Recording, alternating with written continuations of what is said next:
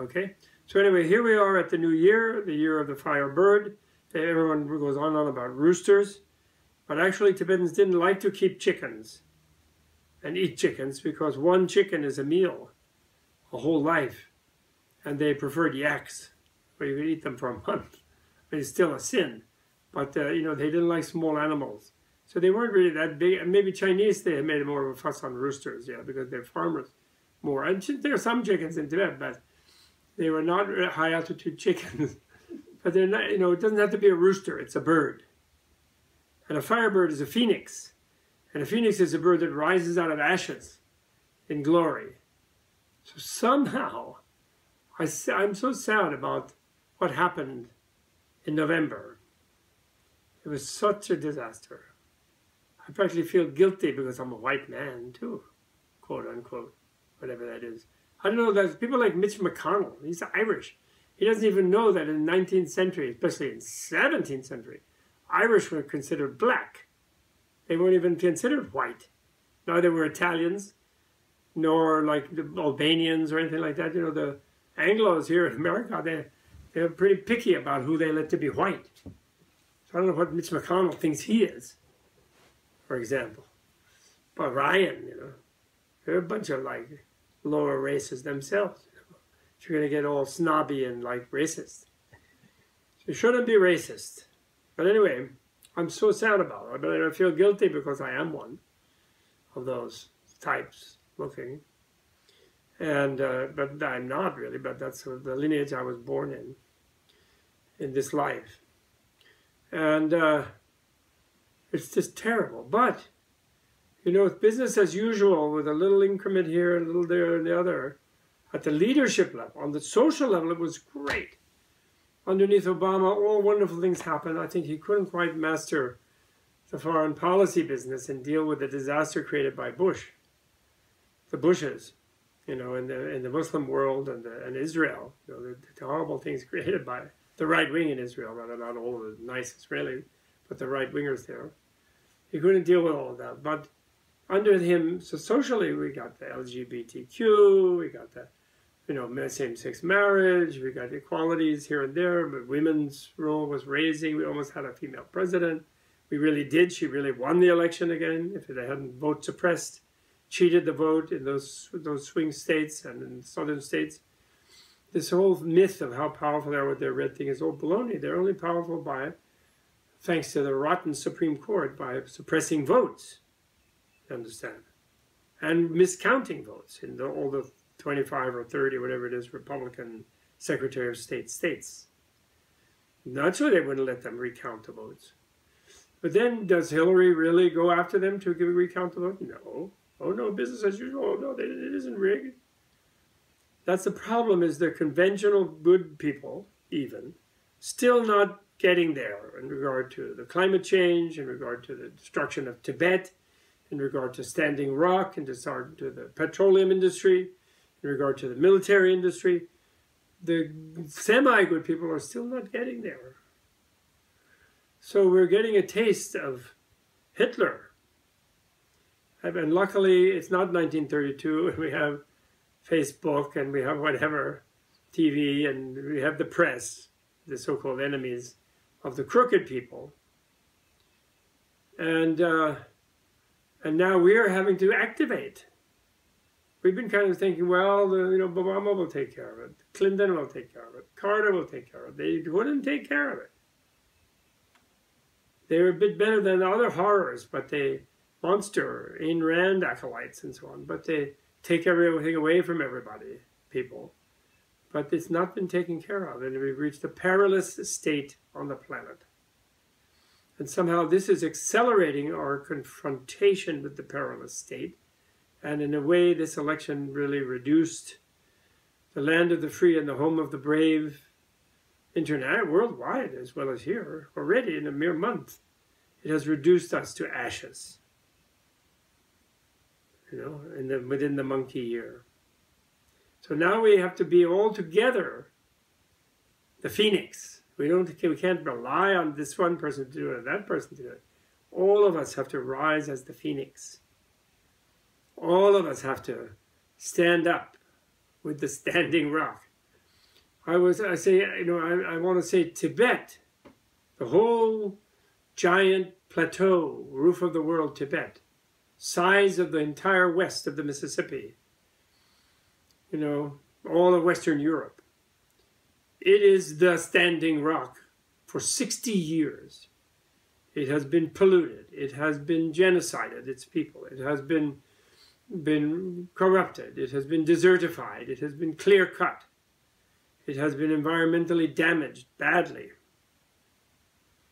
It's not just that Chinese happen to be the nearby ones with the machinery. It's not really personal. It's not like Chinese are exceptionally bad. English colonialists were horrible. The Belgians were unbelievable in the Congo. The Mongolians, when they were Genghis Khan and they were in the killing spree, were terrible. The Huns, everybody's bad when they... Germans, French, when they're killing people and they're like going ballistic all over, they're bad. It's just that the Chinese were nearby, they had the machinery, they were trying to deal with, you know, the machinery through Marxism in Russia, the machinery of this out-of-control materialist culture that has dominated and is destroying our planet. And so Tibet stood against it.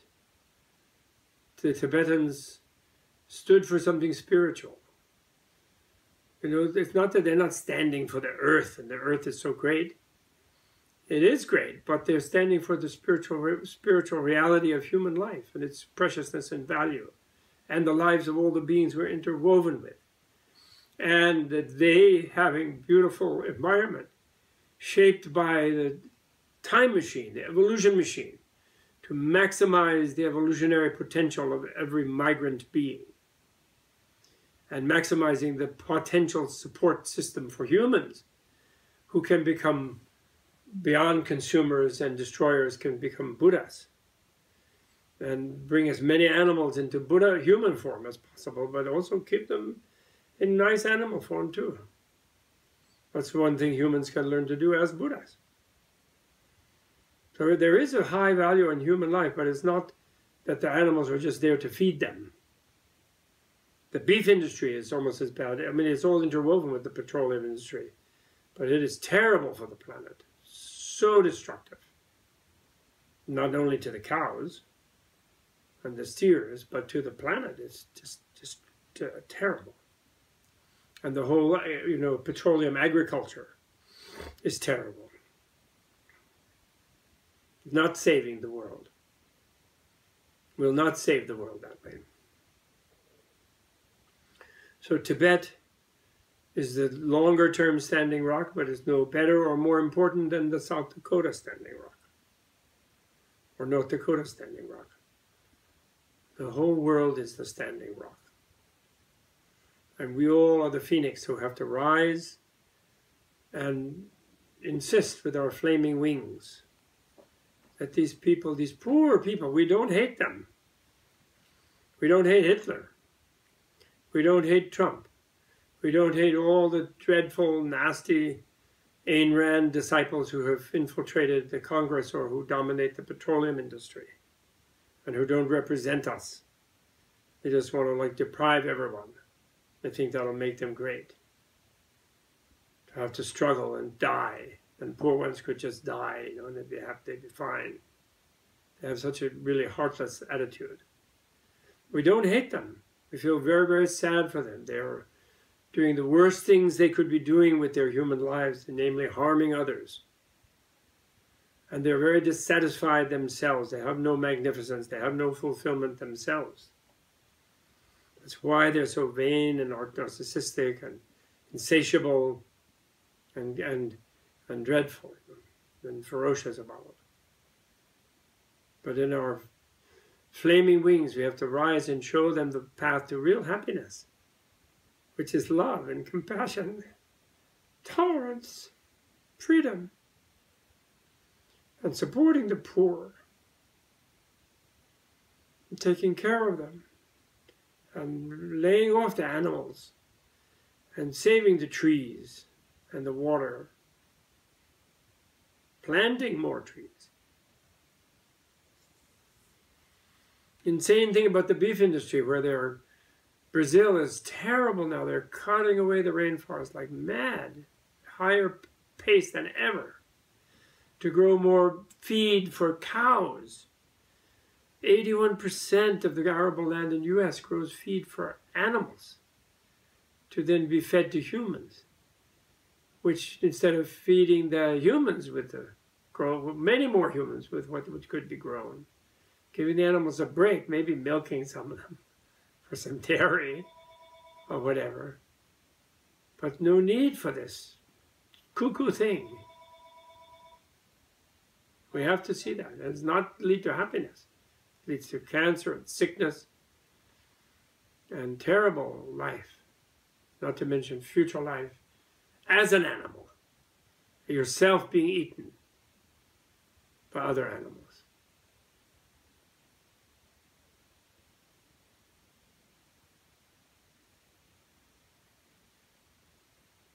So Happy New Year, and be here now and lovingly but forcefully resist and stand up for what is right. So, there was a wonderful preacher in North Carolina who was head of NAACP there called Reverend Barber. And he's really cool, and I wish the press would listen to him. He says, I'm sick and tired of right and left. The right doing this, the left doing that. I think we need to put things in terms of right and wrong. And it is wrong to starve people and to suppress their votes and to deprive them of livelihood and deprive them of sustenance and medicine and et cetera, et cetera. And it is right to give them these things and take care of them. And nobody wants to freeload on other people. Everyone likes to contribute and work and be creative. It's a natural human thing. It's nonsense that they're just going to all ride on somebody else's effort. People riding on effort are those congressmen, riding on their gerrymandering and their vote suppression, and not serving the people they're supposed to represent. They're the welfare queens and kings, and they should cut it out. They're all bright, nice people. They should just wake up.